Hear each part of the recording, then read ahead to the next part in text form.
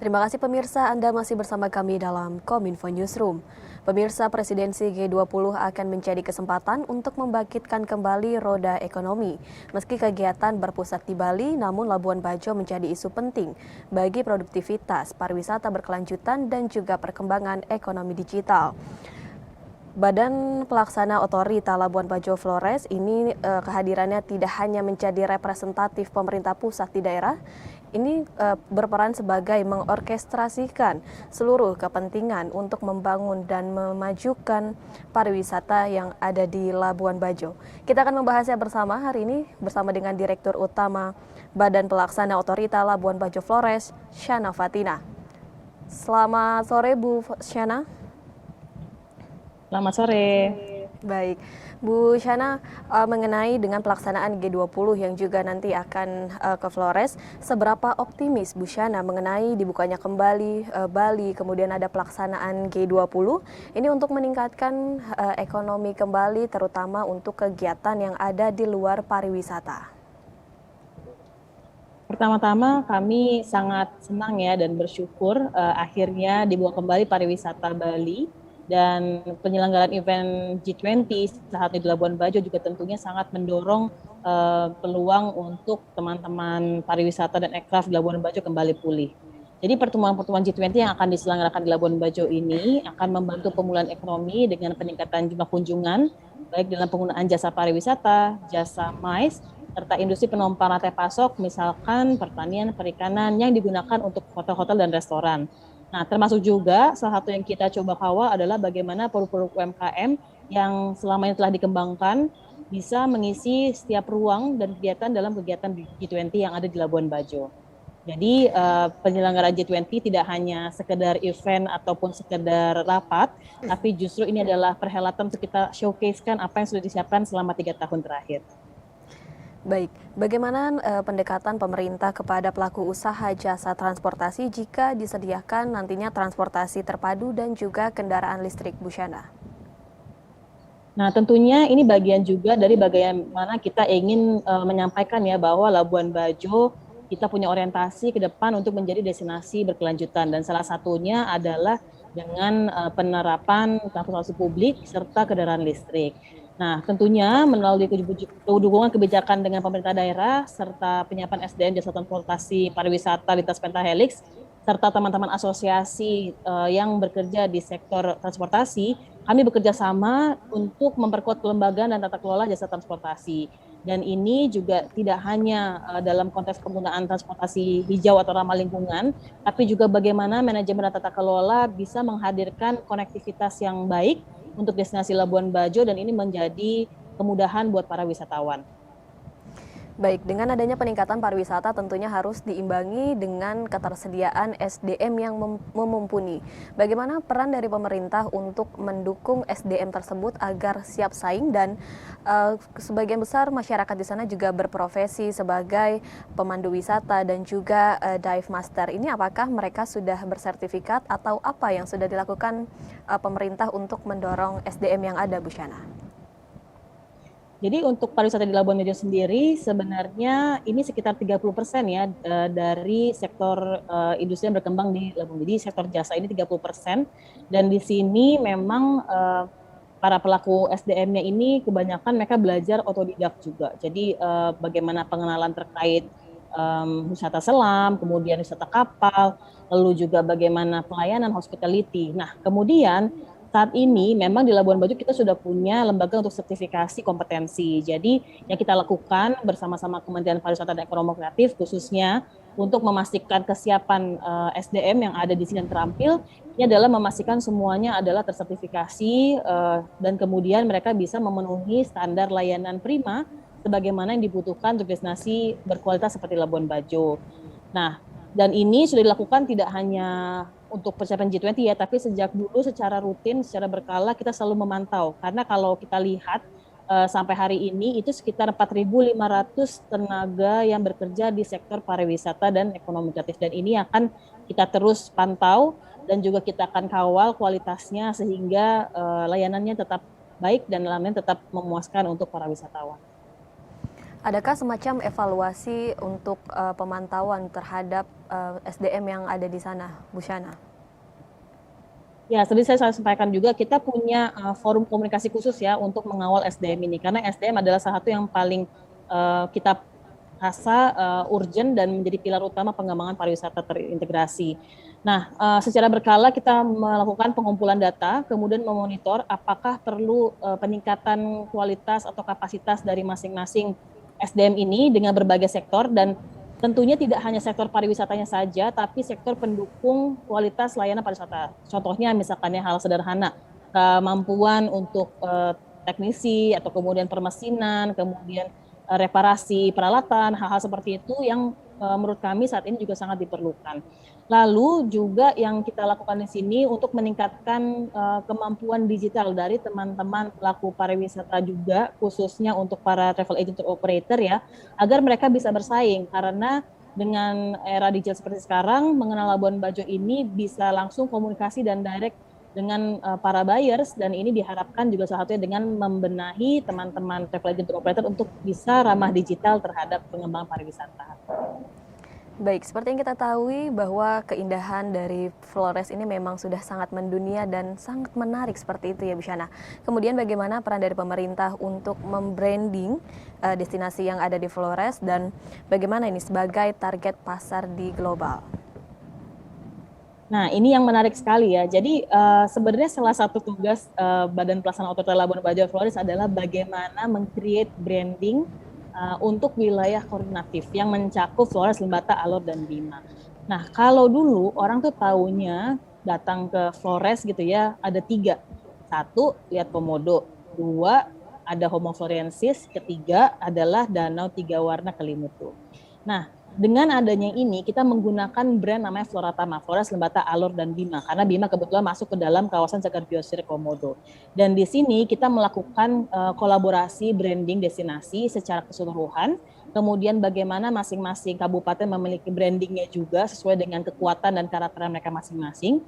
Dan di sini selama pandemi BPOBF juga membantu mempromosikan melalui kampanye-kampanye tematik sesuai dengan kondisi saat itu. Misalkan 2021 ketika pandemi masih tinggi, kita membantu mengkampanyekan bagaimana rindu berlibur ke Labuan Bajo dengan hashtag Rindu Labuan Bajo.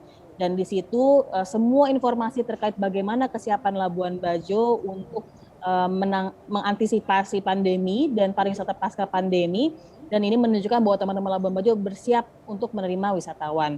Kemudian di tahun 2022 ini kami mengeluarkan tagar yang baru, It's Time for Labuan Bajo. Jadi ini adalah mencerminkan semangat kebangkitan sektor pariwisata Labuan Bajo. Dan untuk kampanye ini kami melakukan pembuatan konten promosi berupa foto, video, baik secara mandiri maupun kolaborasi dengan stakeholders, lintas kementerian maupun pemerintah daerah untuk dipromosikan secara luas. Nah, yang lainnya adalah bagaimana mempromosikan Labuan Bajo ini melalui penyelenggaraan atau dukungan pada kegiatan-kegiatan yang mengangkat unique selling position dari destinasi. Contohnya, Flores the Singing Island. Jadi ini menunjukkan bagaimana kemampuan bermusik masyarakat Flores, atau misalkan Flores Lattes Festival yang fokus meng-highlight sejarah panjang pengembangan sastra di Flores. Jadi konteks tematik-tematik ini yang kita lakukan untuk memperkenalkan kepada publik bahwa Labuan Bajo atau Flores atau NTT tidak hanya tentang Komodo, tapi banyak hal yang di belakang itu yang juga luar biasa. Baik, jadi banyak yang perlu diekspor yang ada di pariwisata yang ada di Flores ya Bu Shana. Kemudian untuk memperkenalkan ekonomi digital kepada masyarakat sekitar, bagaimana cara Pemda melakukannya? Kalau untuk peningkatan pemberdayaan digital, jadi ini banyak sekali yang sudah berkontribusi kalau menurut saya untuk penguatan ini. Pertama, tentunya dari Kementerian Kominfo juga yang luar biasa sekali supportnya, mulai dari memilih Labuan Bajo sebagai calon data center untuk Indonesia Timur, itu luar biasa. Kemudian dipasang infrastruktur 5G, kemudian teman-teman dari provider itu juga bagaimana mereka membantu aksesibilitas terhadap sinyal dan koneksi di seluruh destinasi, termasuk destinasi yang pelosok. Nah, kemudian dalam konteks ini, maka sekarang infrastruktur sudah siap. Tinggal masyarakatnya yang bisa memanfaatkan digital ini untuk keperluan yang produktif. Nah, ini dia challenge-nya. Dan juga saat ini dari Kominfo juga menyiapkan 20.000 ya pelatihan literasi digital yang digunakan untuk pelaku UMKM. tahun 2022. Kemudian kemarin juga ada pelatihan dari Kemenparekraf juga sama digitalisasi untuk pelaku ekraf. Ada juga dari Kementerian Ekonomi, Koperasi dan UMKM.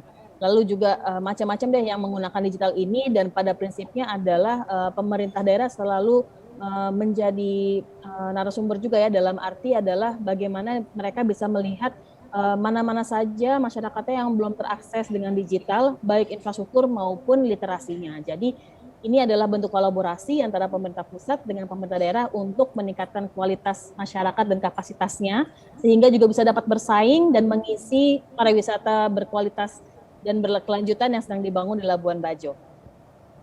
Baik, kalau kita melihat tadi ada klip pembuatan kain ulos seperti itu ya Bu Shana, dan sepertinya Bu Shana juga tengah menggunakannya ya. Dan Ya, kalau ini namanya boleh, songke, bukan ulos kalau di sini. oh baik, Tenun, oh ya. kain tenun, baik. Bagaimana perkembangan UMKM di sana tadi selain adanya pembuatan kain tenun, dan apakah ada UMKM lain yang menonjol di bagian Flores, Ibu? Kalau berdasarkan hasil survei teman-teman Kemenparekraf juga ya, kalau kita lihat sektor yang kuat memang ini terbagi dua nih, sektor tradisional atau sektor yang anak-anak muda gitu ya. Kalau sektor tradisional ini memang lebih banyak fashion atau tenun ini, kemudian kriya dan kuliner. Ini berkembangnya luar biasa sekali, dan memang didominasi oleh para perempuan sebenarnya yang mengerjakan di sektor ini. Nah, kemudian selain itu juga kita punya produk-produk yang lain, misalkan kayak secara khusus kuliner tadi saya sampaikan, misalkan kopi itu sangat otentik, di mana kopi ini kita sudah punya indikasi geografis. Bayangkan dari 22 kabupaten dan kota di NTT, itu 13-nya adalah punya kopi. Nah, saat ini yang punya indikasi geografis itu baru kopi Manggarai dan kopi Bejawa. Nah, ini salah satu yang akan kita kembangkan ke depan, sehingga bagaimana potensi-potensi CCI atau Culture Creative Industry ini bisa dimasukkan ke dalam IP. Nah, kemarin juga teman-teman Dekranasda baru mendaftarkan lebih dari 700 motif, banyak 700 motif yang ada di tenun. Jadi ini menjadi aset dari teman-teman di NTT untuk kedepannya pengembangan kreatif ekonomi bisa didorong menjadi industri yang berbasis kultural. Ini yang kita inginkan, bisa menciptakan lapangan pekerjaan lebih banyak. Baik, jadi perkembangan UMKM di Flores ini turut melibatkan perempuan di Flores dan juga pemuda di Flores untuk pemerataan ekonomi. Kemudian terkait upaya pemerintah dalam memberdayakan masyarakat adat, bagaimana cara memperkenalkan masyarakat adat tersebut untuk menarik wisatawan asing yang datang? Sesuai dengan komitmen Mas Menteri juga ya, jadi di sini kami di BPLBF sangat tegas dalam membangun pariwisata berbasis budaya atau cultural tourism. Dan ini adalah menjadi ikon pariwisata suatu daerah, khususnya untuk Labuan Bajo Flores. Karena kami percaya dengan pengembangan kebudayaan ini sebenarnya kalau kita di surveinya itu ya, sekitar 65% orang kembali ke Indonesia itu karena apa? Bukan karena alamnya, tapi justru karena kebudayaannya. Dan ini yang sedang kita coba petakan, bagaimana membangkitkan ekonomi dan lapangan pekerjaan baru, sehingga kita melakukan pelatihan pendampingan dalam pengelolaan desa wisata, salah satunya ya, untuk menjadi tempat untuk exposure kebudayaan ini. Kemudian juga kita juga berkolaborasi dengan teman-teman masyarakat adat, bagaimana mereka bisa berpartisipasi dan berperan penting dalam pengembangannya.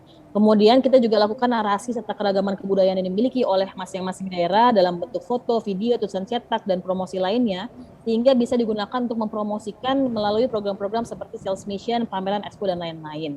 Dan tidak lupa juga, khusus untuk Labuan Bajo Flores, kami berkolaborasi dengan teman-teman akademisi juga nih, untuk melakukan penyusunan narasi termasuk pengarsipan. Jadi kekayaan budaya, kekayaan kreatif ini juga mulai diarsipkan satu, sehingga nantinya akan menjadi konten dari destinasi wisata yang ada di sini, sehingga nanti didistribusikan lewat narasi dan cerita oleh para travel agent, tour operator. Jadi wisatawan yang datang itu nggak hanya dapat indahnya aja, tapi mereka dapat ilmunya, filosofinya. Kenapa produk-produk ini ada, apa cerita balik itu, dan apa lesson learn yang bisa diambil dari situ.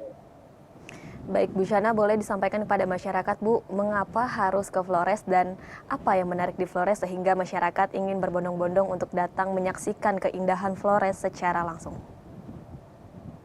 Pertama adalah tentunya kita mesti bersyukur ya, di Flores, gitu ya, kalau saya bilang gitu ya, suatu tempat yang sangat istimewa di mana beragam itu Indonesia ya. Jadi kebudayaan itu kita punya misalkan dengan alat tenun ini, misalkan tenun bilang ada 700-an lebih motif karena seperti itu. Nah, kemudian kita tentunya juga punya endemik yang luar biasa. Jadi yang ada, hanya karena ada komodonya ya, sebenarnya pertanyaan adalah kenapa komodonya. Nah, berarti kan di situ terjadi keseimbangan antara konservasi ekologi dengan juga bagaimana kebudayaan manusia. Jadi prinsip keseimbangan kita lihat sebagai sustainable pembangunan berkelanjutan ke depan ini sesuatu yang bisa dipelajari dari berkunjung ke Labuan Bajo Flores. Jadi sekarang pemerintah menetapkan sebagai destinasi super prioritas, berbagai termasuk juga kawasan telah disiapkan dan ini sudah siap untuk dikunjungi wisatawan mendapatkan experience atau pengalaman wisata dunia. Jadi nggak usah jauh-jauh ke luar negeri, jangan lupa berwisatanya juga pasti aware gitu ya terhadap bahwa kita tidak hanya jalan-jalan aja, tapi kalau di Flores pasti bakal banyak dapat ilmu didapat karena semuanya ini adalah warisan dunia dan kemudian tidak kalah dari itu kebudayaan juga memberikan banyak insight baru yang akan membuat kita menyadari dan juga punya ilmu-ilmu dan tentunya sangat berguna di kehidupan kita. Ya, Flores siap untuk dikunjungi, tidak perlu ke luar negeri. Terima kasih Bu Syana Fatina selaku Direktur Utama Badan Pelaksana Otorita Labuan Bajo Flores. Pemirsa kami akan kembali dengan beragam informasi lainnya. Tetaplah bersama kami dalam Kominfo Newsroom.